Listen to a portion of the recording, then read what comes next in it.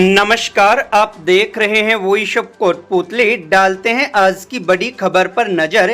कोटपुतली के शरणम पैराडाइज में शुक्रवार को ईडब्ल्यूएस जन जागृति मंच के तत्वाधान में ईडब्ल्यूएस विचार संगोष्ठी का आयोजन किया गया।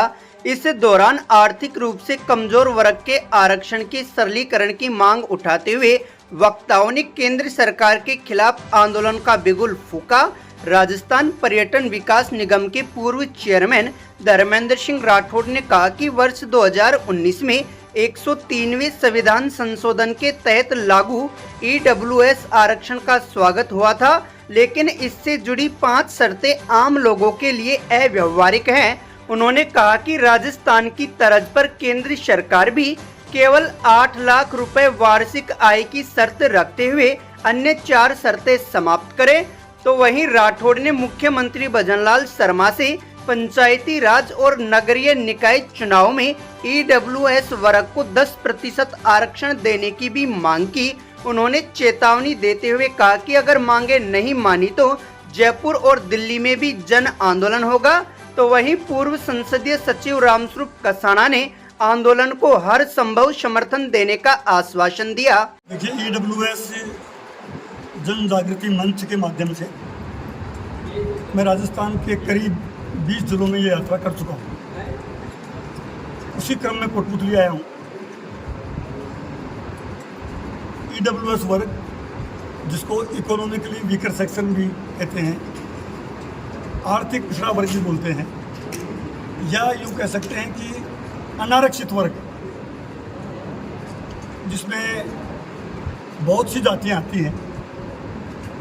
ईडब्ल्यूएस वर्ग के लिए आरक्षण का प्रोविजन की बात पिछले 30-40 सालों में कई बार उठी। सभी राजनीतिक पार्टियां और देश के अलग अलग हिस्सों में कि भाई गरीब अगर आदमी है, उसकी आर्थिक स्थिति ठीक नहीं है, उसको हम कैसे रिजर्वेशन देके उसको समाज की जो बराबरी है उसमें लाके खड़ा करें। तो लंबी बात है, लेकिन सबसे पहले मनमोहन सिंह जी के जब प्रधानमंत्री थे, यूपीए गवर्नमेंट थी, तब एक आयोग बना। उस आयोग का नाम था मेजर जनरल एसआर सिन्हा आयोग। 2005 में वो आयोग बना। 2010 में उसने रिपोर्ट दे दी मनमोहन सिंह जी की सरकार में कि आर्थिक रूप से पिछड़े वर्गों को आरक्षण देना चाहिए, और बेस इनकम को बेस उन्होंने बताया। जैसा आपको पता है कि यूपीए की सरकार में पूर्ण बहुमत की सरकार नहीं थी, और ये आर्थिक पिछड़ा वर्ग को रिजर्वेशन संविधान में संशोधन के बिना संभव नहीं था। 2014 में नरेंद्र मोदी जी के नेतृत्व में सरकार बनी पूर्ण बहुमत की, लेकिन 14 से लेके वो आयोग की रिपोर्ट 19 तक भी अमल में नहीं लाई जा सकी। लेकिन हमें बताते हुए खुशी है कि नरेंद्र मोदी जी ने 103वां संविधान संशोधन करके देश और ईडब्ल्यूएस वर्ग को 10% आरक्षण का प्रावधान किया। हम सब ने उसका वेलकम किया, बड़ा फैसला था। लेकिन उस आरक्षण का जो ड्राफ्ट बाहर निकला, उसकी स्टडी करी, तो उसमें उन्होंने 5 शर्तें उस सरकार ने लगा दी थी। और वो 5 शर्तें थी।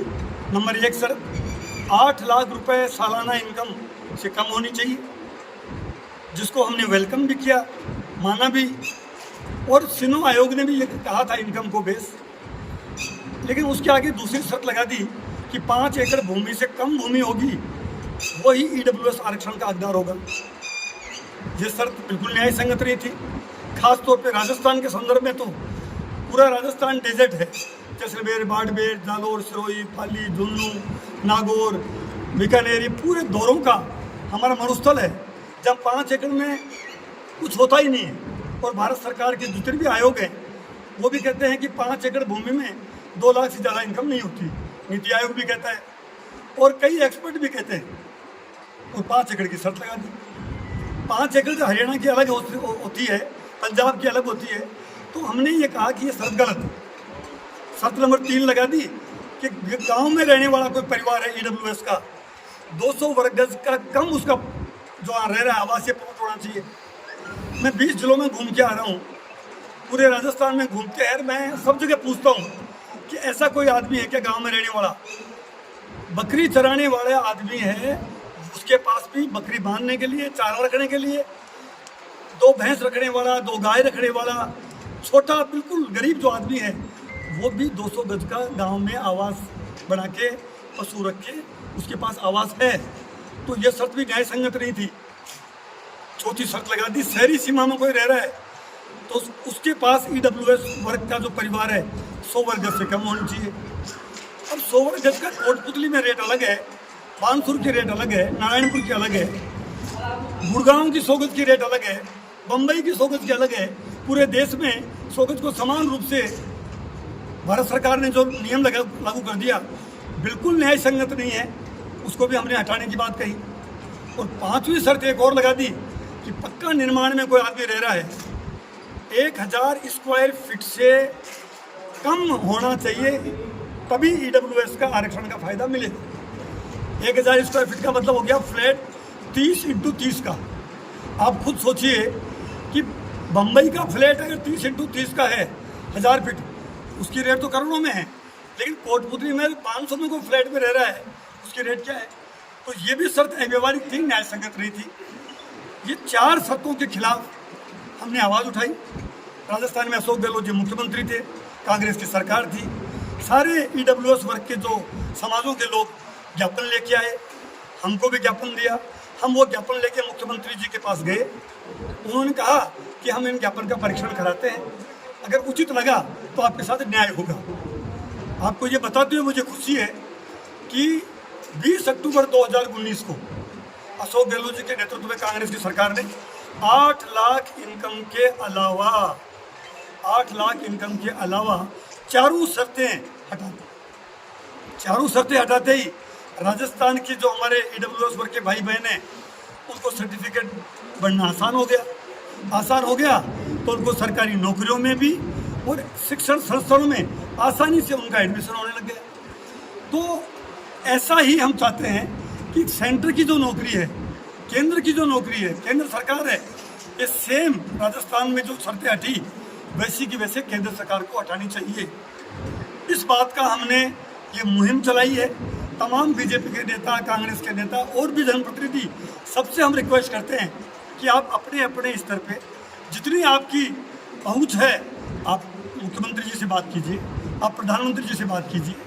तो ये जो मांग हमारी है राजस्थान मॉडल को देश में लागू करने की, ये हमारी न्याय संगत मांग है। और आपको बताते हुए ये भी खुशी है कि गुजरात में भी हो गया, आंध्रा में भी हो गया। जब गुजरात में बीजेपी की सरकार है उस राज्य ने भी कर दिया, राजस्थान में अशोक गहलोत जी कांग्रेस सरकार ने कर दिया, आंध्र प्रदेश में TDP की गवर्नमेंट है उन्होंने कर दिया, तो फिर केंद्र सरकार इन मांगों को या इन शर्तों को लगाने का औचित्य क्या है, यह आज तक हमारे समझ में नहीं आया। इसलिए हम EWS जन जागृति मंच के माध्यम से भारत सरकार से ये अपील कर रहे हैं और मुख्यमंत्री जी से भी निवेदन कर रहे हैं कि आप भजन लाल जी शर्मा साहब, आप भी EWS वर्ग से हैं, आप खुद प्रधानमंत्री जी से मिलो, हमको भी लेके चलो, ज्ञापन दिलाओ और एक बार हमको मिलाओ तो सही, हम उनको कन्विंस करेंगे। और मुझे पूरी उम्मीद है, मैं सबसे कह रहा हूँ, एक बार हमें मिलने का समय दिलवाइए प्रधानमंत्री जी से। जैसे हमने अशोक गहलोत जी को ज्ञापन देकर कन्विंस किया और वो समझे, हो सकता है प्रधानमंत्री जी समझ में आ जाए। तो हमारी बात वाजिब है, न्याय संगत है। और दूसरी डिमांड है कि पंचायत राज और लोकल बॉडी का जो चुनाव आ रहा है उसमें 10% जो रिजर्वेशन है ये EWS वर्ग के भाई बहनों को मिलना चाहिए, क्योंकि चुनाव इतने महंगे हो गए हैं कि गरीब आदमी चुनाव में बड़ी मुश्किल से भाग ले पाता है। तो जो इनकम का जब बैरियर आपने गरीब का रख दिया 8 लाख साल की इनकम का मतलब हो गया मोटा मोटी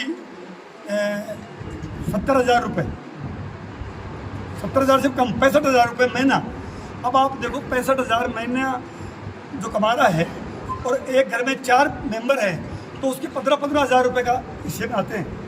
तो गरीबी की लाइन आपने तय कर दी कि 8 लाख सालाना से कम कमाने वाला परिवार वो EWS कैटेगरी में आएगा, तो बाकी ये 4 शर्तें लगाने का उचित नहीं है। राजस्थान में एक फैसला और हुआ है, EWS का सर्टिफिकेट की जो वैलिडिटी है वो या 3 साल है।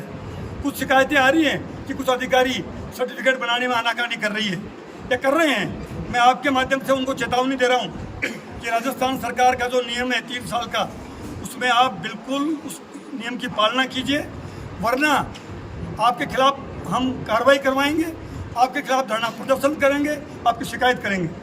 और दूसरी, राजस्थान में छात्रवृत्ति EWS को दी गई हमारी सरकार थी, जब गहलोत साहब की सरकार, हम इनसे भी मांग कर रहे भारत सरकार से भी कि छात्रवृत्ति दीजिए। और उम्र में छूट राजस्थान में 5 वर्ष लड़के के लिए है और 10 वर्ष लड़की को, उम्र में छूट भी है EWS के लिए। तो जब राजस्थान सरकार, गहलोत साहब की सरकार ने उन 4 शर्तों के अलावा 3 ये ढील और दे दी, तो केंद्र सरकार में न उम्र में छूट है, केंद्र सरकार में न छात्रवृत्ति है, केंद्र सरकार में जो सर्टिफिकेट की वैलिडिटी है वो भी 1 साल है। तब हम कह रहे हैं कि राजस्थान मॉडल केंद्र सरकार को अपनाना चाहिए और EWS वर्ग को वास्तव में अगर आपने आरक्षण दिया है, जिस नियत से दिया है, ये नियत फलीभूत तभी होगी जब राजस्थान मॉडल EWS का आप अडॉप्ट करेंगे। धन्यवाद। पहला अपने परिवार के लिए, राजस्थान के लिए, क्योंकि हमारे राजस्थान के बच्चे हैं, वो अगर UPSC की परीक्षा में बैठते हैं, बैंक के एग्जाम में बैठते हैं, SSC में बैठते हैं, तो उनको वो बेनिफिट नहीं, तो पहले राजस्थान में करेंगे। और अगर हमको लगा तो हम क्यों नहीं, हम प्रदेश के अलग हिस्सों में भी जाएंगे। भाई ये तो जन जागरण।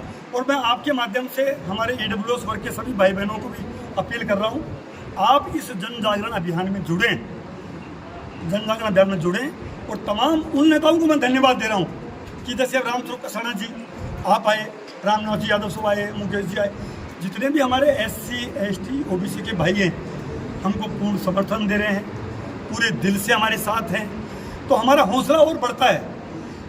ये अभी रामनाथ जी ने, रामस्वरूप जी बोले हैं कि आप अपने आप को अकेला मत समझिए, हम भी आपके साथ हैं।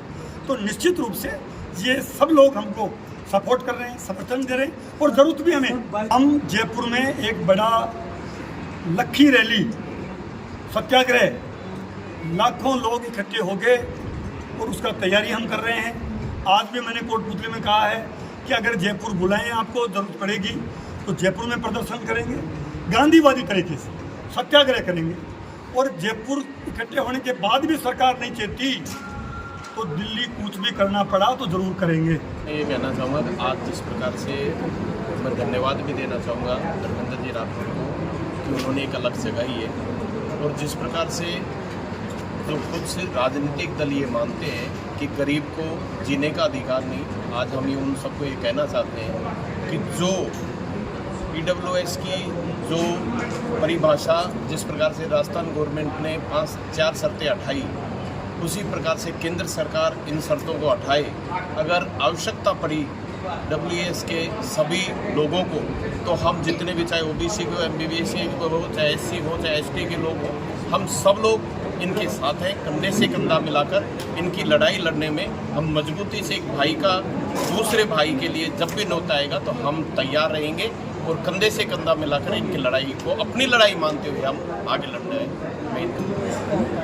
देखिए, मैंने सबसे पहले मंच पे भी यही कहा था कि जिस प्रकार से आज धर्मेंद्र जी राठौर ने जो पूरे राजस्थान में आज 20 जिलों का भ्रमण किया, उसी प्रकार से बहुत से लोग हैं जो अलग अलग दलों में हैं, लेकिन आज एक धर्मेंद्र जी राठौर को ही ये क्यों सोचने की आवश्यकता पड़ी कि WS के जितने भी जो हमारे जो लोग हैं उनको इनका लाभ मिलना चाहिए। उसका मुख्य कारण है कि जिस प्रकार से इन्होंने देखा कि गरीब व्यक्ति कैसे जीवन यापन करता है, गरीब व्यक्ति के सामने क्या क्या कठिनाई आती हैं, जो गांव में रहता है, जो ढाणियों में रहता है, वो व्यक्ति कैसे कैसे अपना जीवन यापन करता है। और जब इनके बच्चों से बात करते हैं, मैंने कई बार अपने क्षेत्र में, चाहे बनेटी हो, चाहे जितने भी जो गाँव हैं, जब हम उनमें जाते हैं और उनको पूछते हैं भैया क्या कर रहे हो, तो कहते हैं पढ़ाई में तो कुछ होना नहीं, हमें तो नौकरी मिलेगी नहीं। एक जो हीन भावना ही, और उसी हीन भावना के अंतर्गत जो युवा आत्महत्या कर रहे हैं, हम उनसे भी निवेदन करना चाहते हैं कि आत्महत्या किसी भी चीज़ का कोई भी ये समाधान नहीं है। हमें लड़ने की आवश्यकता है, हमें उन नेताओं को भी आग्रह करने की आवश्यकता है जो नेता ये कहते हैं कि हाँ हम आपके साथ हैं, लेकिन जब आवश्यकता पड़ती है तो न वो संसद में अपनी बात उठा पाते हैं, न विधानसभा में। ऐसे नेताओं को भी पूछना पड़ेगा, पकड़ना पड़ेगा, और आवश्यकता पड़ी तो मैं तो ये कहता हूँ कि आप सभी लोगों को, जो भी लोग हैं, उन उनसे बात करें और जब तक समाधान नहीं हो तब तक हम लोग चैन से नहीं बैठे। सर एक बार सवाल है सेंटर को यही संदेश देना चाहेंगे, आप WES को जिस प्रकार से आप अपनी बपौती मानते हैं, ये मानते हैं कि ये लोग तो कहीं जाएंगे नहीं और इसीलिए वो इनके ऊपर ध्यान नहीं देते, लेकिन आज आवश्यकता पड़ गई है कि ये जो लोग संघर्ष के ऊपर जिस प्रकार से इन लोगों को आवश्यकता है, अगर इनकी आवश्यकता को पूर्ति नहीं किया गया तो ये लोग आंदोलन करेंगे। और उन आंदोलन में पूरा राजस्थान, चाहे वो कोई भी समाज हो, कोई भी व्यक्ति हो, सब लोग इनके साथ कंधे से कंधा मिलाकर इनकी लड़ाई लड़ने के साथ। अगर अभी तक आपने चैनल को सब्सक्राइब नहीं किया है तो चैनल को लाइक, शेयर व सब्सक्राइब अवश्य करें। जिले की तमाम छोटी बड़ी खबरों को जानने के लिए बने रहे वॉइस ऑफ कोटपूतली के साथ।